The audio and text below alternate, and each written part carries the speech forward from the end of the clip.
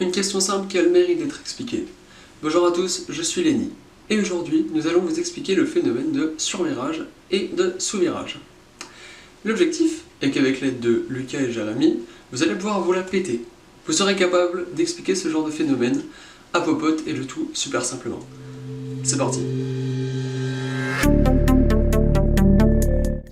Pour commencer, nous allons parler des pneumatiques. Les pneumatiques, ils ont une taille bien définie. On peut la lire de cette façon, 205 étant la largeur du pneu en millimètres. 55, c'est le pourcentage de l'épaisseur du flanc de pneu par rapport à sa largeur. Ensuite, vous avez R16, R pour rayon, et 16 est une taille en pouces. C'est la taille de la jante sur laquelle se monte votre pneu. L'autre valeur, 91, c'est la capacité du pneu à supporter des charges.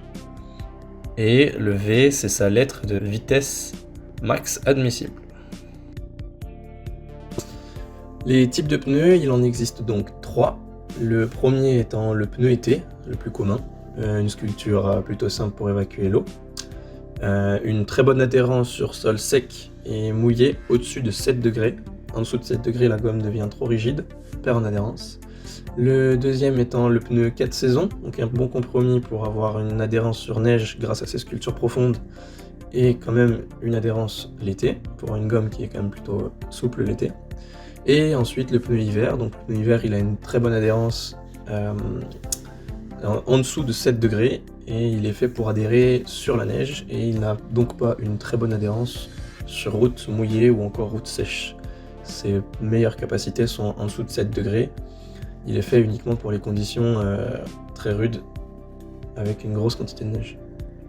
Donc nous avons la taille de pneu qui compte, le type de gomme utilisée pour gagner sur votre adhérence. Mais il y a aussi à prendre en compte les routes sur lesquelles vous allez rouler. La route humide, route sèche, route enneigée, route en gravier. Nous avons donc en premier lieu, comme nous avons pu voir dans la vidéo, les routes enneigées, où on a le moins de grippe, et les pneus les plus efficaces sont donc les pneus neige, mais ça ne garantit pas une adhérence parfaite. Si vous bloquez les roues, vous vous arrêtez pas de suite. Vous êtes sur la surface la plus glissante qui existe. Nous avons ensuite les routes sous la pluie, où là vous avez une bonne adhérence avec des pneus été ou des pneus pluie qui ont plus de détails, mais ça reste glissant. À basse vitesse, vous pouvez vite perdre l'adhérence. Le coefficient de glissement est plus important. Un détail assez important, les jours où il fait très très beau, le premier jour de pluie, les routes sont ce qu'on peut dire grasses. C'est les jours où les routes vont le plus glisser. Et donc vous pourrez vous faire surprendre facilement par votre voiture qui rentre en glisse. Nous avons ensuite les routes en gravier, où là vous avez quasiment pas d'adhérence, voire très peu, parce que les pneus glissent sur les graviers, sur les cailloux. Et donc là, il existe des pneus terre, bon c'est typique rallye et c'est pas pour tout le monde, mais vos pneus été font déjà très bien le travail. Et à plus de 30 km/h, voire 40 km/h, votre voiture peut rentrer en glisse sur du gravier très facilement. Heureusement, ces routes ne sont pas très réputées en France et dans le monde, il faut chercher les régions où est-ce qu'il y a des routes en terre comme ça. Pour finir, nous avons du coup les routes sèches, un bitume parfait, la meilleure adhérence que vous pourrez avoir avec une voiture, mais aussi la plus traître, parce que ce qui veut dire bonne adhérence veut dire des limites plus loin. Les limites plus loin veut dire des vitesses plus élevées, donc si votre voiture rentre en glisse, vous serez forcément plus rapide, et les résultats seront forcément plus catastrophiques. Nous venons de voir les différents facteurs extérieurs qui jouent un rôle sur la perte de l'adhérence de votre bolide. Maintenant, nous allons étudier le phénomène de sous-virage et survirage, en commençant par le transfert de charge. A l'aide d'un simulateur, on va pouvoir observer très facilement les différents phénomènes de transfert de charge. Comme on peut le voir juste ici, lorsque notre véhicule va venir freiner, les masses vont venir se transférer sur l'avant de celui-ci. Lorsque notre véhicule va venir accélérer, comme on peut le voir juste ici, les masses vont être transférées à l'arrière, soi-disant une attitude cabreuse. Ce phénomène est le même lors de virages, comme on peut le voir sur ces différents essais. Lors d'un changement de direction, les masses vont être transférées à l'extérieur du virage. Lors d'un virage à droite par exemple, les masses vont être transférées sur le côté gauche du véhicule, et lors d'un virage à gauche, les masses vont être transférées du côté droit du véhicule. Les suspensions jouent un rôle majeur sur l'adhérence de votre bolide à la route, car des suspensions de bonne qualité, soi-disant rigides, vont vous permettre d'avoir une meilleure adhérence à la route et également d'avoir des transferts de charge moins violents que des suspensions dites souples. Parlons maintenant du sous-virage. Imaginons que vous arrivez un peu trop vite avec votre bolide, et tout d'un coup, un virage sauvage apparaît. Votre premier réflexe va être de tourner le volant de manière excessive, mais nous allons voir le résultat. Il faut savoir que les pneus ont leur meilleure capacité d'adhérence dans le sens de roulement. Or, quand vous tournez le volant, les pneus sont soumis à des efforts latéraux, qui, s'ils sont trop importants, provoquent une glisse. Ici, nous avons un exemple de sous-virage sans freinage. En bas à gauche de l'écran, nous pouvons voir les jauges en rouge de freinage et en vert d'accélérateur. Sur cet arrêt sur image, vous pouvez voir que la roue n'est pas du tout dans la trajectoire de la voiture, et donc bien en train de glisser. Néanmoins, la trajectoire du bolide reste circulaire, car il y a tout de même un peu de roulement grâce aux roues avant. La trajectoire reste approximative et pas sûre. Ce qui nous amène à un autre réflexe que vous aurez probablement, c'est celui de freiner. Et là, catastrophe, vous finissez dans le décor. Mais pourquoi cela ? Les roues bloquées glissent totalement et n'ont plus de maîtrise sur leur direction du véhicule. On vous laisse apprécier ces quelques images.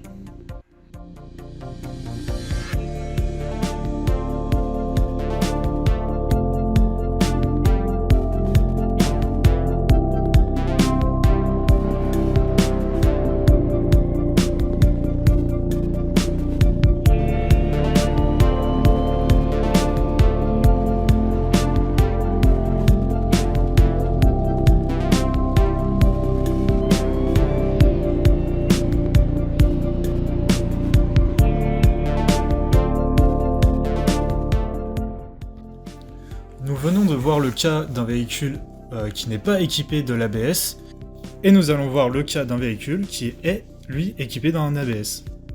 Il empêche le blocage des roues, qui crée un roulement qui permet de garder une trajectoire approximative.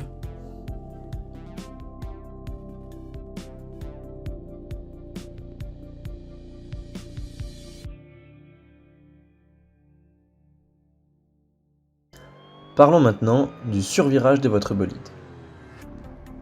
Pour faire simple, le transfert de charge pendant le freinage va alléger l'arrière de votre véhicule et celui-ci va perdre en adhérence, contrairement à votre avant qui lui sera surchargé par le poids de la voiture, lui va gagner en adhérence et du coup l'arrière va essayer de passer devant la voiture. Le cas d'un survirage est vraiment très rare car en fait il ne faut pas avoir un freinage trop élevé car si l'avant glisse, il n'a plus assez d'adhérence et du coup c'est les 4 roues qui vont glisser voire juste les roues avant. Et pour un cas de survirage, il faut avoir un freinage léger comme vous pourrez le voir dans la barre rouge. Et l'arrière du véhicule rentre en glisse suite à un transfert de charge important en latéral, ce qui vient jeter l'arrière et le placer dans la glisse à l'entrée du virage. Vous pourrez remarquer aussi en vue intérieure que le fait d'accompagner avec le volant le cas du survirage, en fait vous amplifiez le survirage car vous gardez la meilleure adhérence possible sur vos roues avant parce qu'elles suivent la bonne trajectoire, ce qui fait que ça fait un point de pivot et votre arrière il peut que glisser encore plus. Si vous aviez les roues alignées à la voiture, les roues avant se mettraient à glisser au bout d'un moment et le survirage serait limité par une glisse des 4 roues en plein milieu de votre perte d'adhérence. Pour conclure, le survirage est provoqué par un freinage léger, une vitesse trop élevée en entrée de virage et un accompagnement du volant suivant la glisse de la voiture. Donc pour éviter cela, soit vous arrivez moins vite dans votre virage, mais bon généralement c'est parce que vous êtes surpris du virage et vous allez arriver trop vite, soit vous relâchez les freins et vous suivez votre trajectoire malgré tout, quitte à provoquer un sous-virage à la fin vous n'aurez pas l'arrière de la voiture qui va continuer de glisser. Not to play.